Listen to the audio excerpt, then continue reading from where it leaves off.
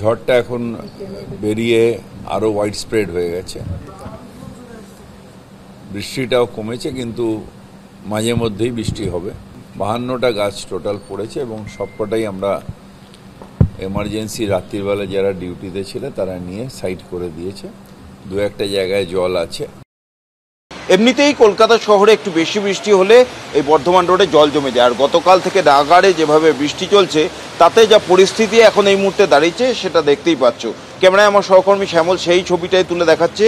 এই বর্ধমান রোড কার্যত বলা যায় জলের তলায়, প্রায় 1 হাঁটু জল এবং তার মধ্যে দিয়েই কিন্তু গাড়ি চলাচল করছে। অত্যন্ত গুরুত্বপূর্ণ এই রাস্তা, কারণ আলিপুর থেকে এই রাস্তায় ডায়মন্ড হারবার রোড হয়ে তারাতলায় গিয়ে উঠছে। প্রচুর গাড়ি এখান দিয়ে যাতায়াত করে এবং অত্যন্ত অভিজাত এই এলাকা। যে রাস্তা আমরা রয়েছি তার আশপাশে সমস্ত অভিজাত সমস্ত বাড়ি রয়েছে এবং তার পাশাপাশি তোমায় জানিয়ে রাখি যে এই রাস্তা দিয়েই যে মানুষজন অত্যন্ত ঝুঁকি নিয়ে কিন্তু যাতায়াত করছেন। ছবিটা শ্যামল তুলে দেখাচ্ছে। এই মুহূর্তে দেখা যাচ্ছে যে স্কুটি নিয়ে দুজন ঠেলে নিয়ে আসতে হয়েছে, কারণ এই জলের মধ্যে সে স্কুটি বন্ধ হয়ে গিয়েছে। শুধু তাই নয়, তোমাকে একটু ছবিটা দেখাতে বলবো শ্যামলকে। রাস্তার ধারে যে সিইএসসি যে জয়েন্ট বক্স রয়েছে সেগুলোও কিন্তু অত্যন্ত বিপজ্জনক অবস্থায় রয়েছে। দেখতেই পাচ্ছ সেই জয়েন্ট বক্সের দরজা খোলা রয়েছে এবং ভিতরে তার রয়েছে এবং তার নিচেই জল কিন্তু যখন গাড়ি যাচ্ছে সেই জল ক্রমশ কিন্তু জয়েন্ট বক্সের ভিতরে ঢুকছে। এর আগেও তিক্ত অভিজ্ঞতা রয়েছে কলকাতা শহরের একাধিক জায়গায়। এই জমা জলে বিদ্যুৎস্পৃষ্ট হয়ে মৃত্যুর ঘটনা পর্যন্ত ঘটেছে, কিন্তু তারপরেও এই ছবি কলকাতা শহরে দেখা যাচ্ছে, যা কিন্তু রীতিমতো শিউরে ওঠার মতন। গোটা শহর জুড়েই কিন্তু কার্যত এই পরিস্থিতি। শুধু এই বর্ধমান রোড নয়, এই ঠিক রাস্তার উল্টো দিকে ইকবালপুর এলাকা রয়েছে, সেখানেও কিন্তু একই রকমভাবে গোটা এলাকা জলমগ্ন হয়ে রয়েছে। কখন এই জল নামবে সেই প্রশ্নই এখন প্রত্যেকের। সুচিস্মিতা, ধন্যবাদ ব্রতদীপ। ঝড়টা এখন বেরিয়ে আরো ওয়াইড স্প্রেড হয়ে গেছে। বৃষ্টিটাও কমেছে, কিন্তু মাঝে মধ্যেই বৃষ্টি হবে। 52টা গাছ টোটাল পড়েছে এবং সবকটাই আমরা এমার্জেন্সি রাত্রিবেলা যারা ডিউটিতে ছিল তারা নিয়ে সাইড করে দিয়েছে।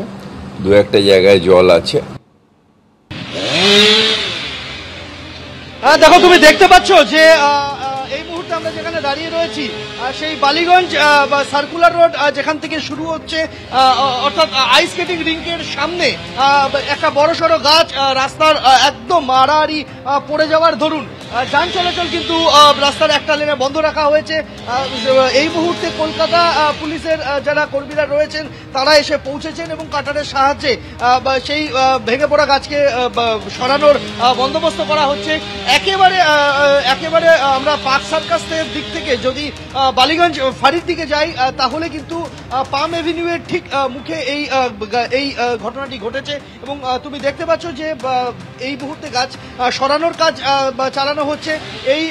এই গাছ ভেঙে পড়ার দরুন এখানে ট্রাম লাইনের যে বিদ্যুতের তার এবং বিদ্যুতের খুঁটি দুটোই কিন্তু ক্ষতিগ্রস্ত হয়েছে এবং রাস্তার প্রায় গোটা অংশটাই কিন্তু সম্পূর্ণভাবে বন্ধ রয়েছে। এই মুহূর্তে আমরা দেখতে পাচ্ছি একটি লেন দিয়ে যান চলাচলের ব্যবস্থা করা হয়েছে এবং গাছটিকে কেটে সরানোর উদ্যোগ নিয়েছেন কলকাতা পুলিশ এবং কলকাতা পুরসভার কর্মীরা হাতে হাতে কাজ করছেন। এই আজকে ঘন্টা 2-3 আগে এই গাছটি আচমকাই ভেঙে পড়ে, সেরকমটাই বলছেন স্থানীয় মানুষজন এবং তারপরই এই মুহূর্তে পুলিশ এবং পুরসভা কাজে নেমেছে গাছটিকে সরাতে। সেই ছবি আমরা দেখতে পাচ্ছি সন্দীপ।